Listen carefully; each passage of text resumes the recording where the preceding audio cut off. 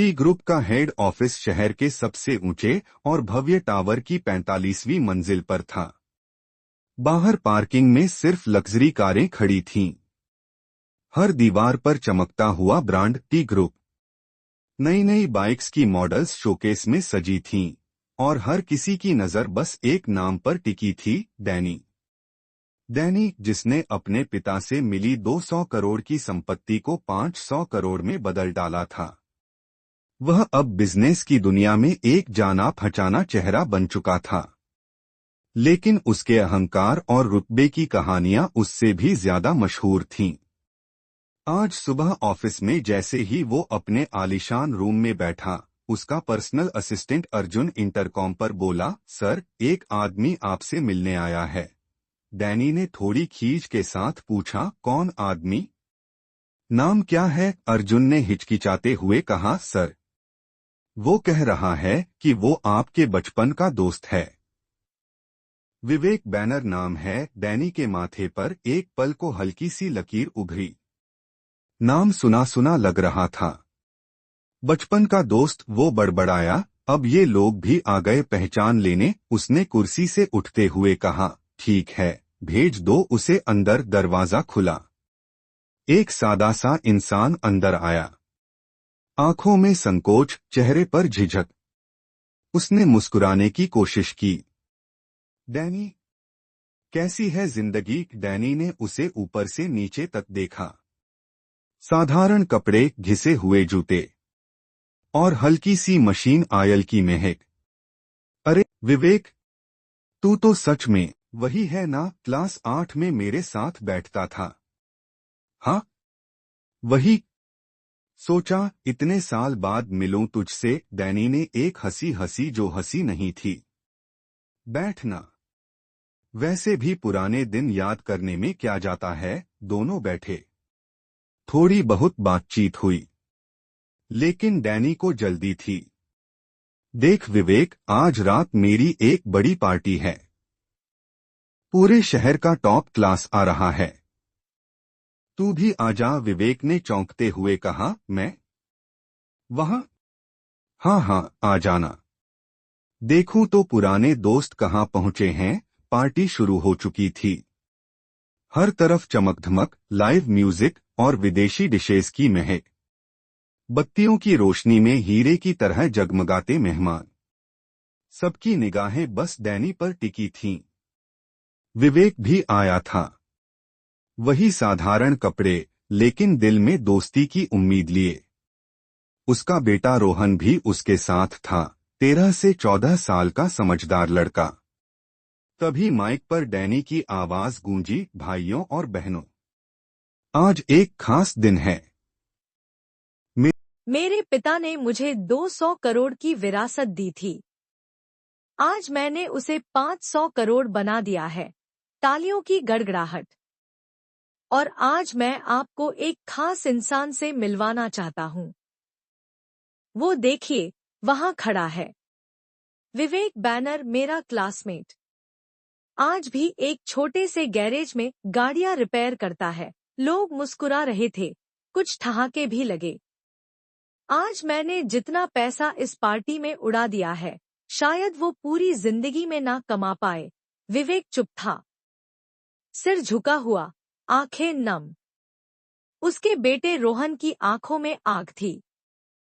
पापा की आंखों में ये आंसू नहीं रहने दूंगा, उसने मन में कहा। उसी समय डैनी की छोटी बेटी पिंक फ्रॉक में उसके पास दौड़ी आई। पापा, केक मेरे हाथ में लग गया। कहाँ साफ करूं? डैनी ने चारों ओर देखा, फिर विवेक और रोहन की ओर इशारा करते हुए बोला, बेटा, वहाँ खड़ा है न एक लड़का। उसकी शर्ट में पोंछ ले। वैसे भी इनके कपड़े किसी काम के नहीं। सन्नाटा। विवेक की आंखें डबडबा गईं। लेकिन रोहन ने कुछ नहीं कहा, बस अपनी मुट्ठी कस ली। उस रात रोहन ने कसम खाई, इस घमंडी डैनी को उसके घमंड के साथ जमीन पर गिराऊंगा। रात गहरी हो चुकी थी। पार्टी खत्म हो चुकी थी। महंगे पर्दों के पीछे से बची खुची रोशनी अब भी झांक रही थी। लेकिन विवेक के चेहरे पर जो अंधेरा था वह किसी रोशनी से मिटने वाला नहीं था। गाड़ी में बैठते हुए रोहन ने देखा उसके पिता अब भी चुप थे। पापा, आपको दुख हुआ? उसने धीमे से पूछा। विवेक ने मुस्कुराने की कोशिश की, मगर वो मुस्कान अधूरी रह गई। नहीं बेटा, दुख नहीं, सिर्फ अचरज है कि वक्त कितना बदल जाता है। लेकिन लोग नहीं बदलते पापा। कोई इतना बड़ा कैसे हो सकता है कि दूसरों की इज्जत से खेल सके? रोहन की आंखें लाल थीं। मैं आपको वादा करता हूँ, एक दिन मैं इस डैनी से सब कुछ छीन लूंगा। उसकी बाइक्स, उसका बिजनेस, उसका गुरूर, सब कुछ। विवेक ने बेटे का हाथ थामा। बदले की आग से खुद मत जल जाना बेटा। रोहन ने कहा, नहीं पापा, ये आग मुझे मजबूत बनाएगी। समय बीतता गया। रोहन बड़ा हुआ। स्कूल, कॉलेज और फिर एक इंजीनियरिंग यूनिवर्सिटी स्कॉलरशिप पर। वो हर दिन मेहनत करता, लेकिन उसकी आंखों में एक ही सपना था, टी ग्रुप से भी बेहतर बाइक्स बनाना। उसने अपने पापा के पुराने गैराज को एक छोटे से वर्कशॉप में बदला और वहीं से शुरू हुआ वी बाइक्स का सपना। शुरुआत में लोगों ने मजाक उड़ाया, अरे वो डैनी का मुकाबला करेगा। गैराज वाला इंजीनियर बन गया, लेकिन रोहन रुका नहीं। दिन रात बाइक्स पर काम किया। नए engine design, integrated device, eco friendly motor system, धीरे धीरे लोग ध्यान देने लगे। और एक दिन वी बाइक्स की पहली बाइक V01 लॉन्च हुई। साइलेंट, पावरफुल और स्टाइलिश। मीडिया ने हेडलाइन छापी, नई कंपनी वी बाइक्स ने टी ग्रुप की नींद उड़ाई। डैनी के ऑफिस में हलचल मची थी। सर, वो वी बाइक्स की न्यू लॉन्च ने हमारा मार्केट शेयर 12% गिरा दिया है। क्या?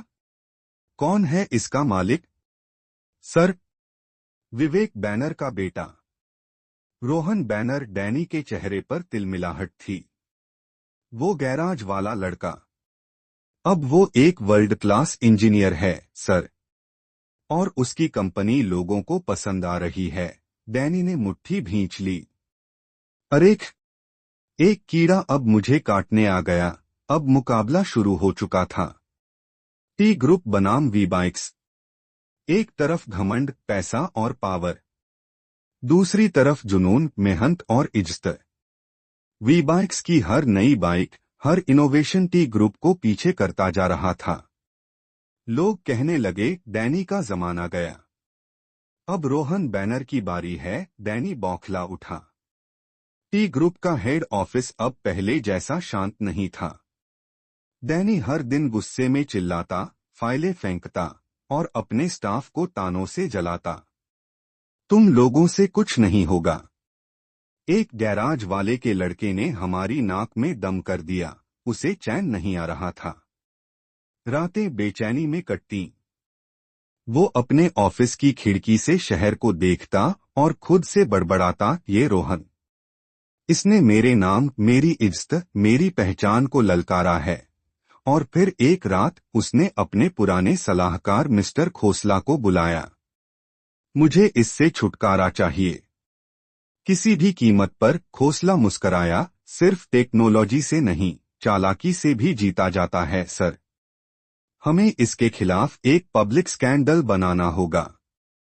कर दो, जो करना है करो, डैनी ने कहा। बस ये नाम रोहन बैनर मिट जाना चाहिए। कुछ ही दिनों में मीडिया में खबरें उड़ी, वी बाइक्स की बैटरी में ब्लास्ट, ग्राहक घायल। क्या रोहन बैनर की बाइक्स जानलेवा हैं? सरकार की जांच बैठी। लोग डरने लगे, ऑर्डर कैंसिल होने लगे, और रोहन स्तब्ध खड़ा था।